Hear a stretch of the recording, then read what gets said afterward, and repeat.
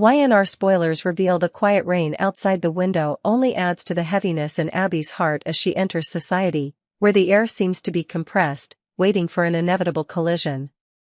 In the world of Genoa City, where every relationship is woven with secrets, Abby's wariness of Aristotle Dumas is not only the self-protective instinct of a Newman, Abbott heiress but also a natural reaction to a new force quietly stirring the city's power currents.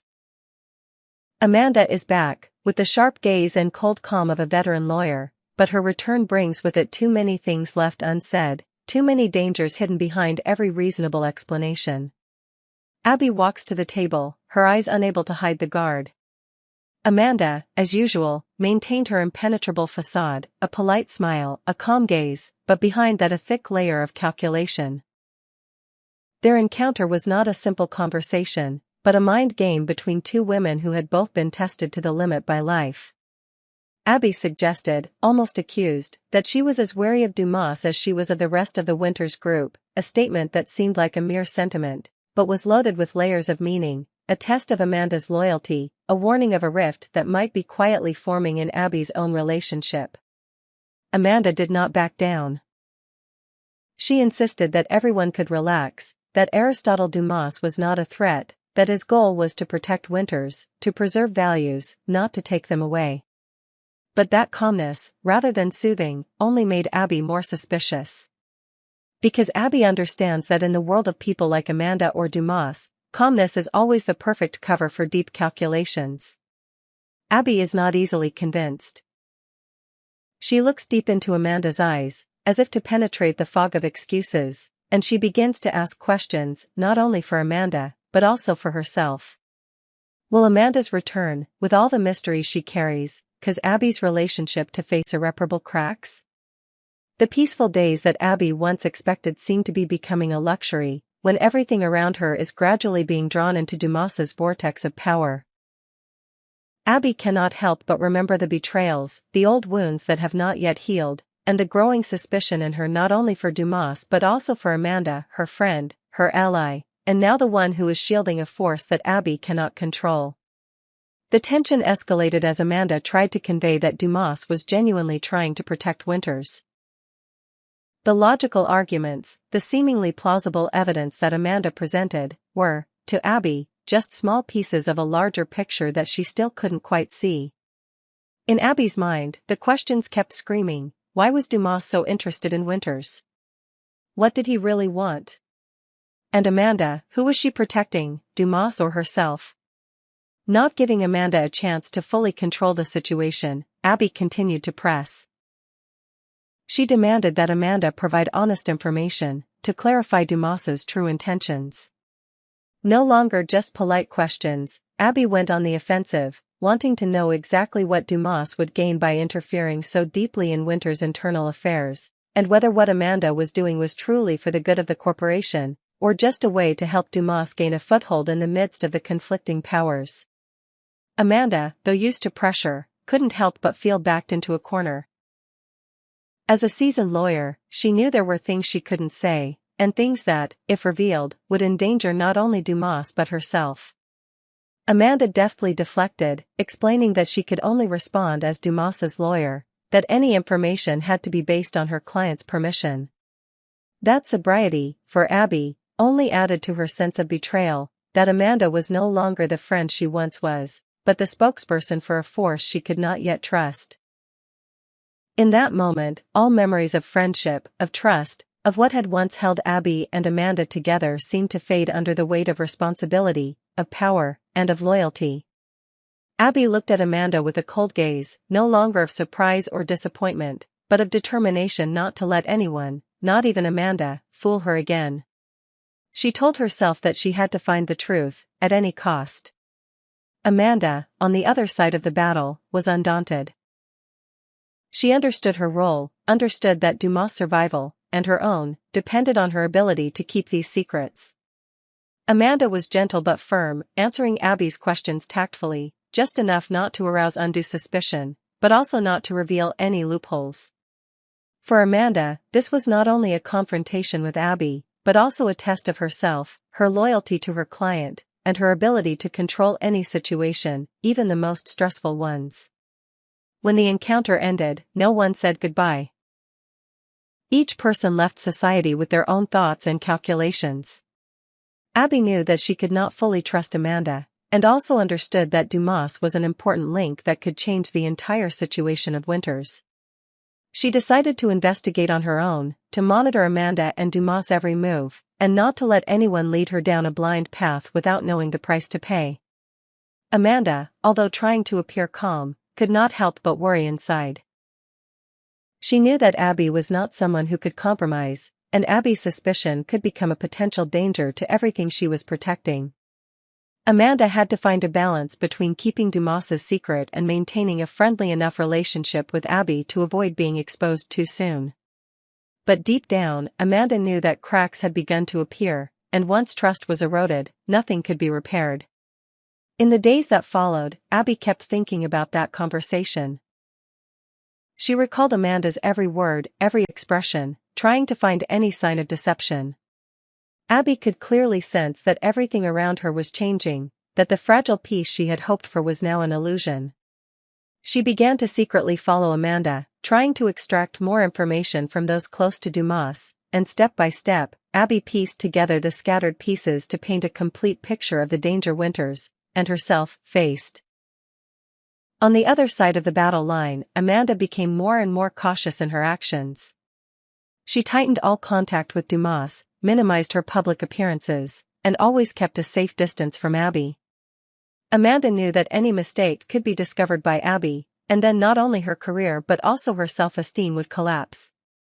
For Amanda, this return was not only an opportunity to assert herself, but also a decisive battle to maintain everything she had built after years of separation.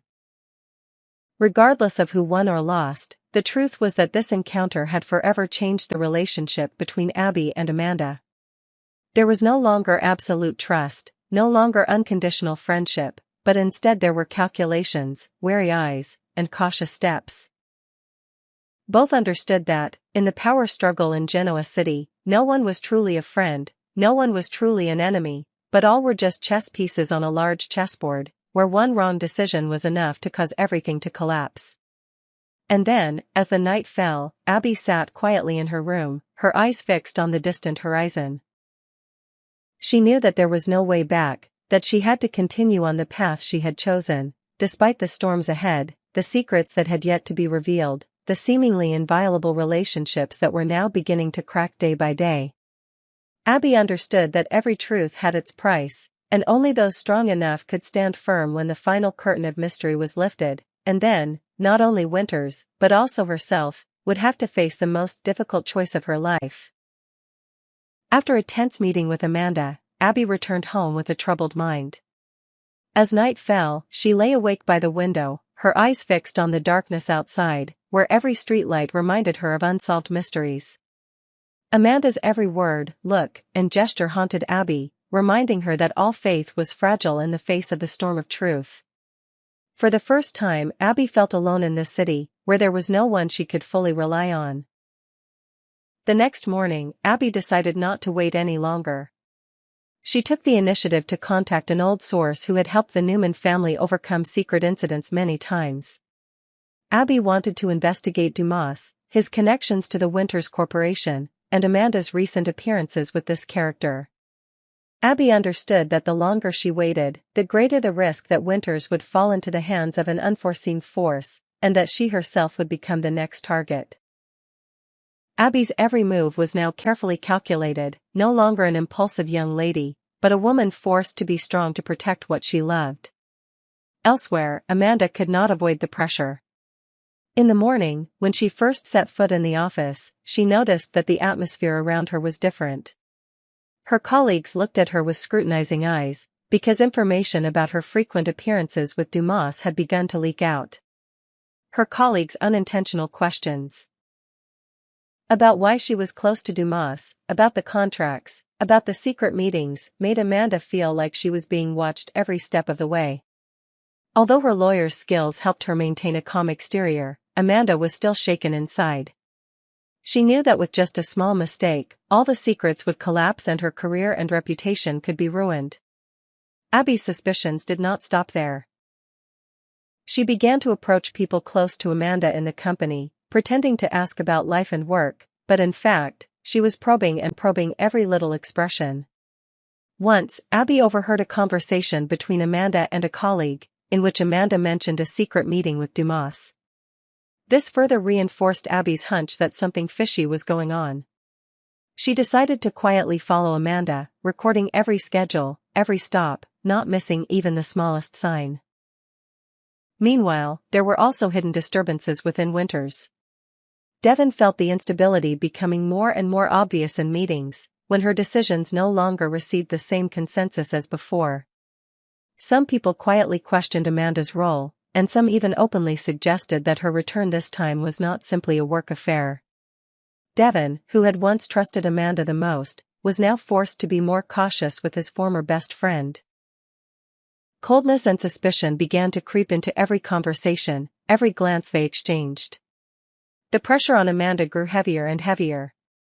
One afternoon, when leaving the office after a long, stressful day, Amanda accidentally bumped into Abby in the hallway. Surprise and awkwardness were evident on both their faces. Abby smiled politely, but her eyes were colder than ever. She asked a few polite questions, then suddenly switched to the topic of Dumas and the confidentiality agreements. Amanda blinked, realizing that her every move could not be hidden forever. She kept her composure, answering each question tactfully, but Abby clearly recognized the slight confusion in Amanda's voice, something she had never seen before. At the same time, Dumas, who was behind the scenes of power, was also grasping the situation. He knew that Abby's vigilance was a major obstacle to his long-term plan. Dumas proactively contacted Amanda, reminding her to be absolutely secretive, to avoid revealing any flaws, even to those who used to be close friends. Amanda felt the weight on her shoulders growing heavier and heavier.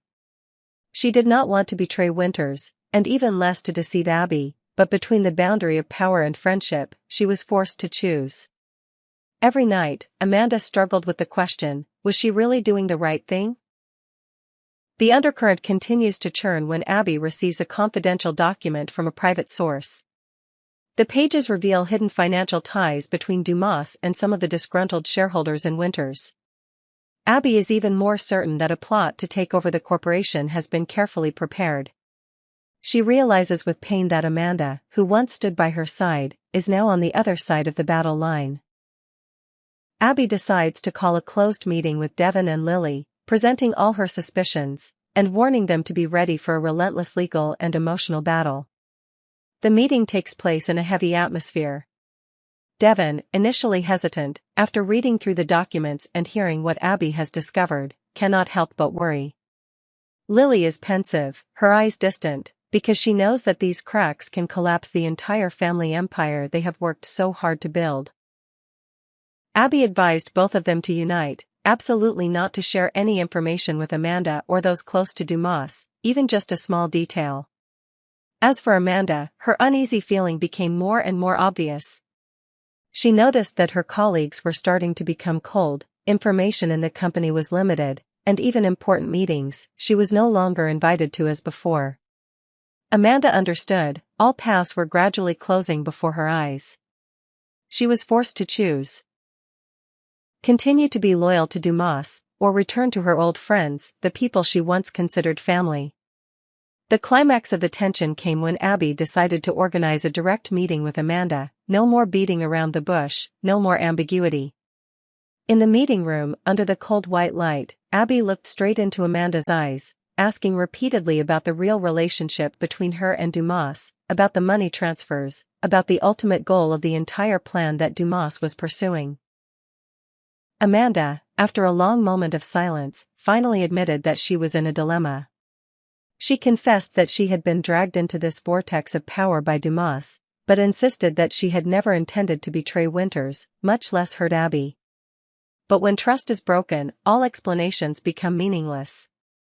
Abby left the conference room with a heavy heart, tears streaming down her cheeks. She understood that what she once considered certain, now only remained doubt and loss. Amanda stood silently behind, her eyes fixed on Abby, knowing that there were wounds in her heart that would never heal. Genoa City held its breath before the storm that was about to hit. Those who were once friends, allies, were now on opposite sides of the battle line. The battle between loyalty and power, between truth and lies, has only just begun, and no one knows, when the final night falls, who will be left standing, and who will fall in loneliness and regret.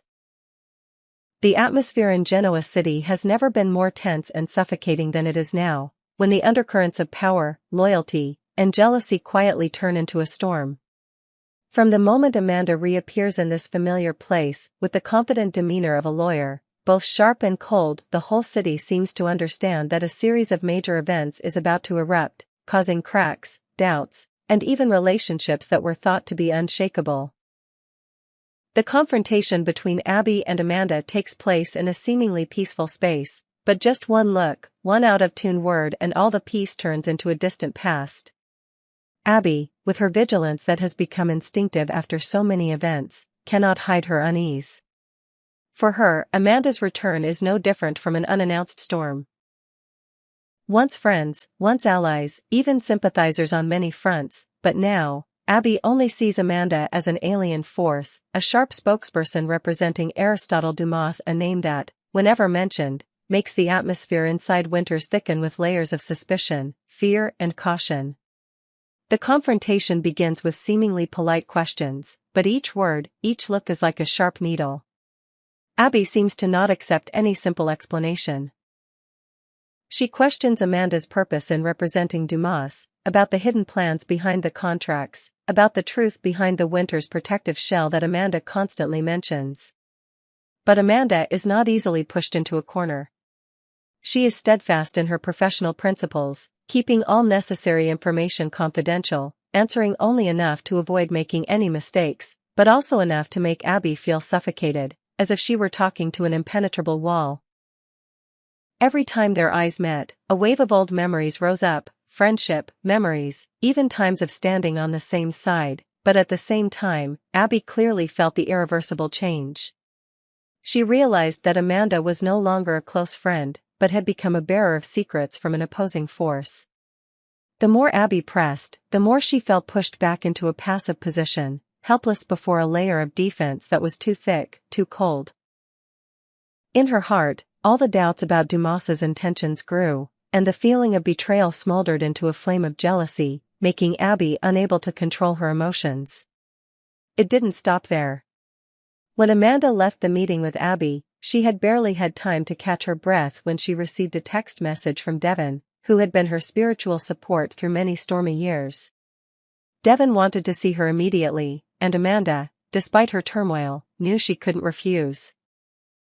She went to see Devon in Winters's office, where the yellow light of the late afternoon could not dispel the tension between them. Devon greeted Amanda calmly, but his eyes could not hide the excitement and confusion. Amanda's return this time brought too many expectations, but also too many doubts. Devon understood better than anyone that Amanda was holding many secrets about Dumas, maybe even the key to deciphering the entire strategy that this new force was building. He wanted to know what Amanda thought, how she felt when she had to be caught between two fragile lines. On one side was professional ethics, on the other side was love, responsibility to friends and old colleagues. The conversation started with polite inquiries but quickly turned to the main point: what Amanda knew about Dumas, the contracts, the secret meetings, the true intentions of the man who was quietly stirring up Winters. Amanda knew Devon was a sensitive person, and that any moment of carelessness would expose all secrets.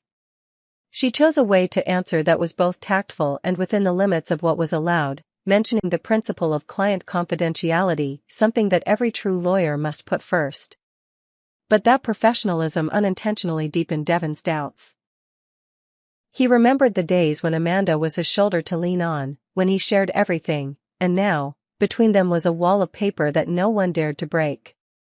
Devon understood that any information about Dumas could become a double-edged sword, and he could not be reckless. However, Amanda's eyes, the carefulness in every word, made Devon even more drawn into the vortex of curiosity, wanting to know more, to understand more deeply the true nature of Dumas, who was gradually becoming a ghost haunting the entire corporation. Everything only really exploded when Abby discovered that Devon showed signs of falling in love with Amanda.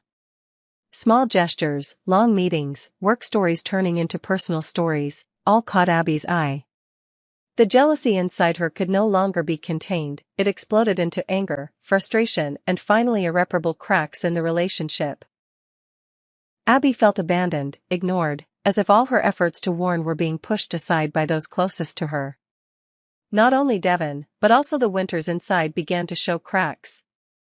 Abby's trusted associates, who had always stood by her, now quietly leaned towards Amanda, towards Dumas, because they realized that this force was not only strong in money but also sophisticated in strategy, knowing how to conquer people's hearts with attractive promises. The division deepened, and in her loneliness, Abby felt like an outcast in her own home.